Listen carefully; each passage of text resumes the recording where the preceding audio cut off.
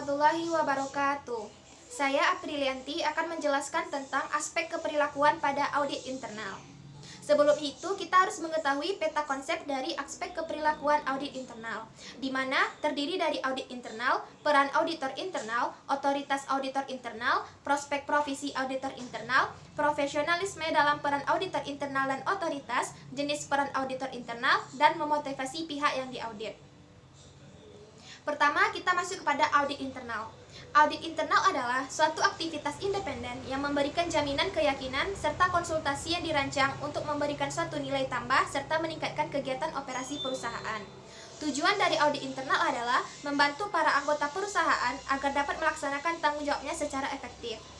Tujuan pemeriksaan yang dilakukan oleh auditor internal adalah membantu semua pimpinan perusahaan atau manajemen dalam melaksanakan tanggung jawabnya dengan memberikan analisis, penilaian, saran, dan komentar mengenai kegiatan yang diperiksanya.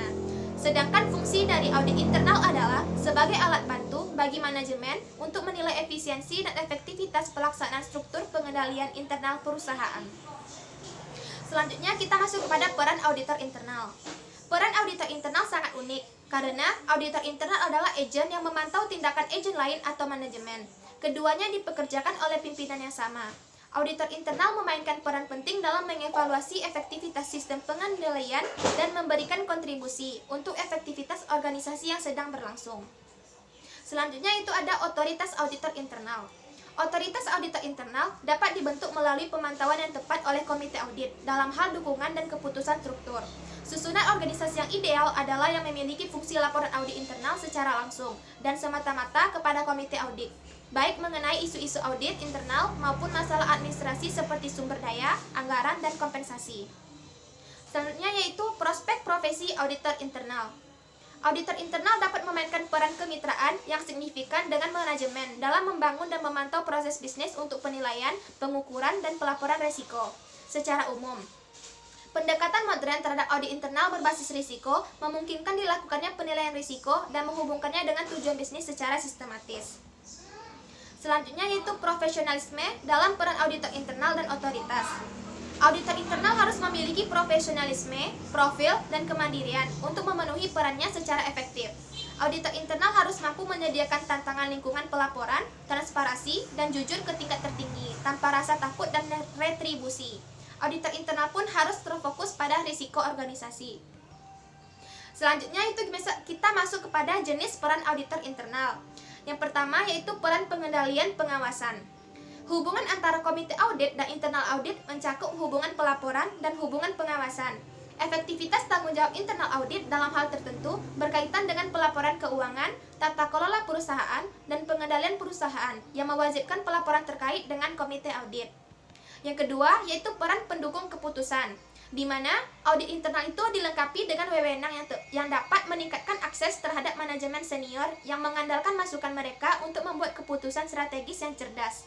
Audit internal dilakukan dalam asosiasi lingkungan yang kompleks dan tergantung pada manajemen. Fungsi audit internal perlu mendukung manajemen tetapi independen pada saat yang sama. Yang ketiga itu dukungan peran manajemen risiko. Terdapat hubungan antara penggunaan audit internal dan komitmen perusahaan untuk manajemen risiko. Fokus pada manajemen risiko dan peran dewan pengawas dalam menyelaraskan selera manajemen risiko dan pengaturan strategi perusahaan telah meningkatkan pentingnya fungsi yang diperlukan auditor internal. Audit internal berfungsi aktif sebagai pemantau risiko bagi manajemen dan dewan serta komite audit. Yang keempat itu peran komunikasi. Komunikasi auditor internal harus adalah kemampuan untuk menangani keterlibatan klien. Komunikasi peran auditor internal dipengaruhi oleh beberapa faktor seperti sifat dan ruang lingkup penguasaan audit, pengaturan organisasi dan struktur, jalur kewenangan, dan jenis komunikasi dalam rangka memenuhi permintaan berbagai tingkat manajemen untuk tugas tertentu. Struktur organisasi dan garis wewenang menentukan saluran untuk komunikasi audit. Yang kelima itu ada peran pemerintahan. Dukungan terbaik audit internal sebagai struktur entitas sesuai dengan organisasi untuk melakukan tugasnya dengan menegakkan pengelolaan yang baik berdasarkan perhatian pada pengendalian internal. Tugas tertentu auditor internal harus didorong oleh kematangan kerangka tata kelola perusahaan di mana pengelolaan yang kurang terstruktur. Yang keenam itu sistem keterlibatan peran, di mana keterlibatan auditor internal dalam pengembangan sistem telah diusulkan sebagai cara mengatasi masalah pengendalian terkait dengan sistem berbasis berbasis komputer. Alasannya adalah bahwa auditor akan memastikan pengendalian dibangun dan diterapkan daripada ditambahkan setelah instalasi. Selain itu, keterlibatan sistem meningkatkan citra dan kredibilitas dari fungsi auditor internal dengan menyoroti peran dan pentingnya organisasi. Yang ketujuh, ada peran teknis. Auditor internal yang memiliki keterampilan teknis tambahan, kompetensi, dan karakteristik perilaku untuk melakukan pekerjaan tampaknya berubah terus-menerus dalam lingkup dan fungsi.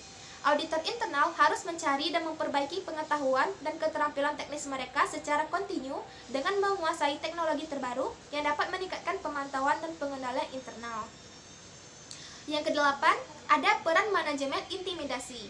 Mengapa peran manajemen intimidasi dianggap penting oleh auditor internal? Karena selama auditor internal terlibat dalam audit, keinginan pengendalian preventif bukan merupakan detektif atau pengendalian korektif.